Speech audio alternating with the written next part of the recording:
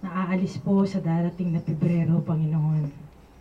Lord, sa mga oras na ito, Panginoon, buong puso po namin siyang hinahabilin sa iyo, Panginoon. Mula sa kanyang paglisan sa Hong Kong hanggang sa makarating siya, Panginoon, sa Russia. Lord, ito ang pinakamasakit na parte ng buhay namin bilang isang komunidad, bilang isang pamilya sa Sowers. Ang maiwan kami at iiwanan kami, Panginoon. Subalit, Panginoon, mas maganda ang plano mo sa bawat isa sa amin, Panginoon. Lord, nawa sa mga oras na ito, Panginoon, ano man ang ipinunla mong kabutihan, ano man ang ipinunla mo, Panginoon, na pananampalataya sa aming kapatid na si Portia, mananatili ito, Panginoon. At lalo, tigit sa lahat, lalo siyang kakapit sa iyo dahil mag-isa siya, Panginoon, sa Russia. Lord, sa pamamagitan ng iba naming kapatid doon, Panginoon, bigyan niyo po ng daan na magkita-kita sila at magkakasama, Panginoon. Nang sa ganun, Panginoon, magkaroon siya ng kasama, kapatid, na iisa ang pananampalataya sa iyo, Panginoon. Lord, pagtibayin niyo po sila, Panginoon. Ganon din si Portia, Panginoon, sa kanyang panimula, Panginoon.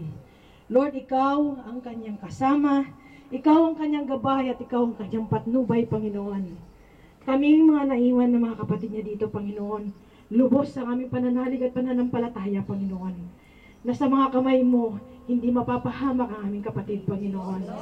Hindi siya mapapariwara, Panginoon, at higit sa lahat, ang malabay mong pakpak, ang siyang laging protection niya sa araw-araw, Panginoon.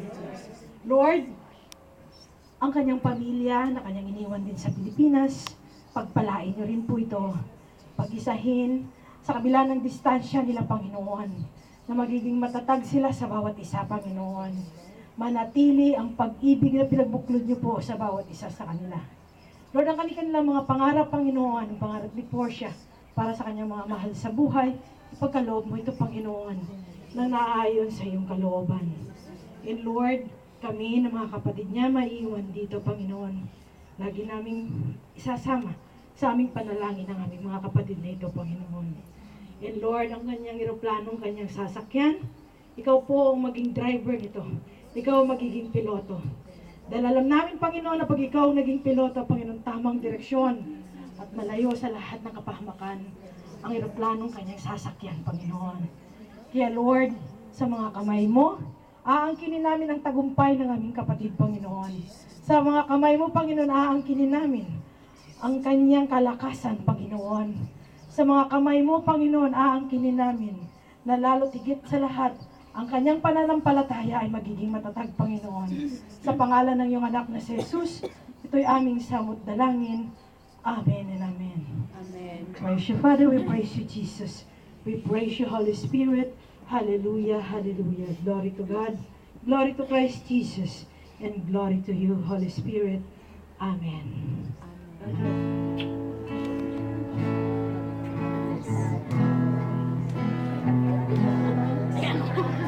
Planting of the fields had planted,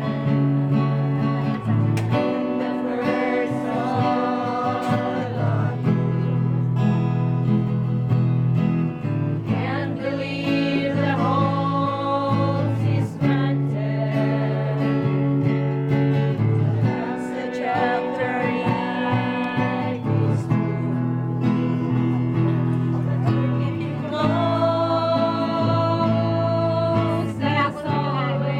Magandang araw, magandang hapon sa inyo. Good afternoon. If you remember guys, first time na nandito ako sa harap nyo, umiyak din ako kasi yung first employer ko hindi maligas. So like, nung unang-una kong nakita yung Sowers, first Sunday yun, nagsimba ako. So, sabi ko, ang ganda ng pare, ang ganda ng the way magbigay siya ng homily. Maganda. And time yun ni Father Eugene. Tapos, sabi ni nanay, may community sila. Sumali ka kung gusto mo. Tapos sabi ko, sino kakausapin ko? And then, sabi ng katabi ko, yan, choir yan. Choir nila yan sa community. So, doon ka lumapit. So, I'm like, okay. Then, nag-pray ako na, kasi wala akong mga auntie dito, wala akong kaibigan. sabi ko kay Lord, friendship friends. Because hindi maganda yung sa amo ko. Tapos sabi na, then, dito nga, He gave me the community. He gave you to me. And you became my home.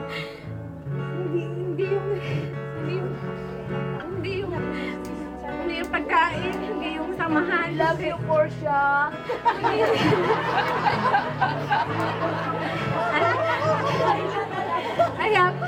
I have gained others, I have gained nanay, I have gained monies and everything, but you became my home here. You gave me comfort, and like every day, I ask blessings to God, and you are my blessings every Sunday. Yung pagkatao nyo, hindi yung samahan natin, at saka yung importante, yung blessings nyo lahat, yun ang dadalhin ko doon. Hindi yung kung anong maibigay nyo. Our love. Hindi yung kayo mismo. Tsaka, Nadalhin mo kami? mahirap. Mahirap sa amin na kasi kami ang aalis. Hindi kayo naiiwanan. Yung sakit, mas masakit sa amin kasi mag-iisa lang kaming aalis. Kasi, Pangalong with you, Portia. God bless. This will be my second and last na nandito ako. Gusto kong mag-thank you sa lahat. Kasi naging parte kayo ng buhay ko dito. Dito yung naging tahanan ko. Kayo yung naging pamilya ko. Yung like, lahat ng kung ano man yung pagsubok, kung ano man yung problema ko. I gain friends that become my shield sa lahat ng mga problema ko. Nandun kayo lagi. And yung smile, yung the way you accommodate me, the way you touch my life. You became my home here. And nanihirap kasi Ibisaya mo, may ibisaya mo na ko. Ibisaya na, ibisaya na ba tayo? hindi sa lahat ng naririnig ko talaga is puro negative.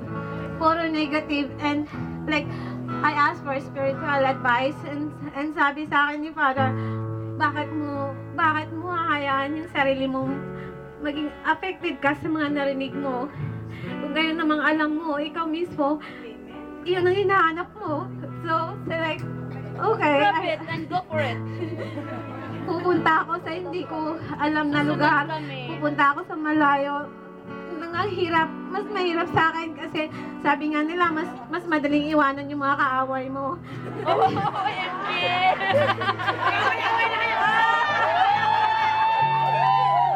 Pero kayo yung naging tahanan ko. Kayo yung naging buhay ko dito. And Kaya madali mo kami iwan kasi mahirap po talaga. And sa totoo lang, lahat ng nagrasya, lahat ng napunta doon, ay hindi po maganda ang kinahit. Yung ano nila, yung kung ano sila doon. Kaya, nagpapasalamat ako sa lahat ng prayers niyo, sa blessings niyo, kasi yun ang magiging sandata ko doon. At sana, kahit wala na ako dito, kung ano yung dapat na ipagpatuloy nyo na gawain, because of God, you came here, and because of Him, yung pagpatuloy nyo yung service nyo sa Kanya, meron mga aalis man ako, alam ko na marami pang darating na mas ano pa sa akin para sa inyo. Maraming salamat po. we love you, Portia.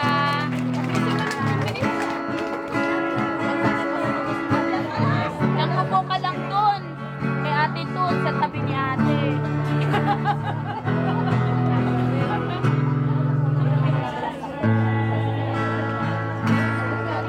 Oh, hug!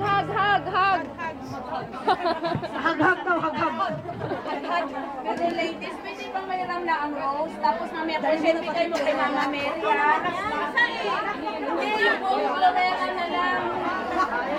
Yung po, Prorera! Yan.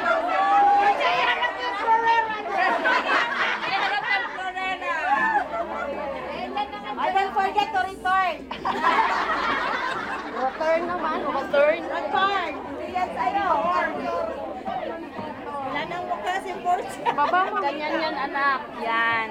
Baba mo na kaya, para di ka mahirap. Baka mabasa. Ito na lang. Baba mo na dun sa altar. O, Antonio. Sumali sa picture eh. Dapat kantahin na natin yung... Ay, kanta kayo. Arte-arte, magkakap-yakap na kayo. Sunday na lang kami. Wala bang kanta? Wala nang kanta? Walang kanta? May presentation pa daw sila mamaya. O ba, ano na lang yun? Sa presentation.